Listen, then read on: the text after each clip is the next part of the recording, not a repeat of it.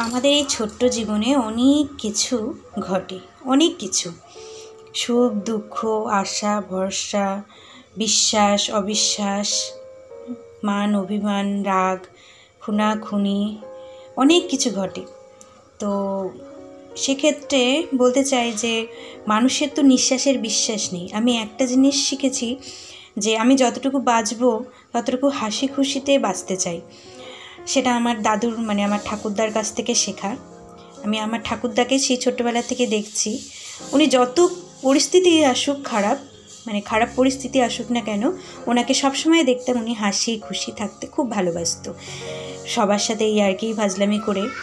তো ওনার এই হঠাৎ মৃত্যু সবার মনে একটা সত্যি দাগ কেটে গেছে। আমাদের গোটা পাড়াটা আমার দাদুকে চন্দ্রপুরা বলে ডাকতো।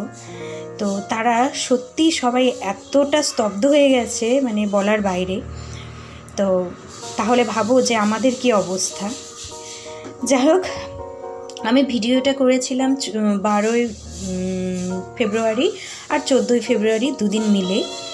আর ভিডিওটা আমি করতে চাইনি, কারণ এর আগে আমি একটা আমার দাদুর অন্তিম যাত্রার ভিডিও দিয়েছিলাম, তার জন্য 2টো নেগেটিভ কমেন্ট পেয়েছিলাম।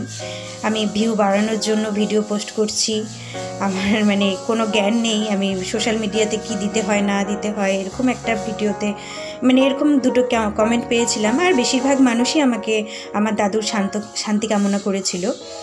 তো কে কি বললো আমি সেটা চাই না শুনতে, কারণ আমার হাজব্যান্ড বলে কে কি বললো সেটা যদি তুমি কানে নাও তাহলে তুমি জীবনে কোনোদিন আগাতে পারবে না। তো সেজন্য কে কি বললো না বললো সেটা তোমাকে ভাবতে হবে না।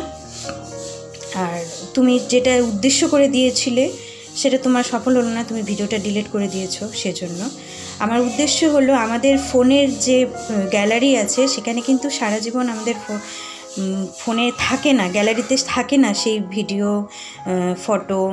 হ্যাঁ, ফুল হয়ে যায়, না হলে ডিলিট করতে হয়, যে কোনো পরিস্থিতিতে মোবাইল হ্যাং হয়ে যায়, এরকম এই কারণগুলোর জন্যই কিন্তু আমি ফেসবুক বা ইউটিউবে এই ভিডিওগুলো আপলোড করছিলাম, যাতে আমি সারা জীবন আমার আইডিতে গেলে আমি যেন এই ভিডিওগুলো দেখতে পাই বা ফটোগুলো দেখতে পাই। তো আমি ভিউ বাড়ানোর জন্য আমার মাথায় ওগুলো আসেনি, আর সেই মুহূর্তে আসেও না, সেটা তোমরা সবাই জানো। আমি কাউকে ছোট করার জন্য বা কাউকে অপমান করার জন্য কথাগুলো বলিনি। সেদিন পরিস্থিতি ছিল না যে আমি বলবো, কারণ মানসিকভাবে ছিল না আমার মানসিকভাবে সেটা ক্ষমতাটা। সেজন্য আমি আজকে এই ভিডিওর মাধ্যমেই বলছি যে সব মানুষ সবসময় ভিউ বাড়ানোর জন্য সোশ্যাল মিডিয়ায় আসে না। কিছু মানুষ স্বপ্ন নিজের ইচ্ছেটাকে পূরণ করতেও আসে, আবার কিছু মানুষ আমার মতন। আর আমার ওই ফেসবুক বা আইডিতে আমি প্রত্যেক দিন ভিডিওও ছাড়ি না। একটা প্রপার যে সোশ্যাল মিডিয়ার যে আছে, ক্রিয়েটাররা আছে, তারা কিন্তু নিয়ম করে সমস্ত কিছু ভিডিও দেয়। আমি যেটুকু ভিডিও করে আমি যেটুকু দেখে শিখেছি সেটার কথাই বলছি।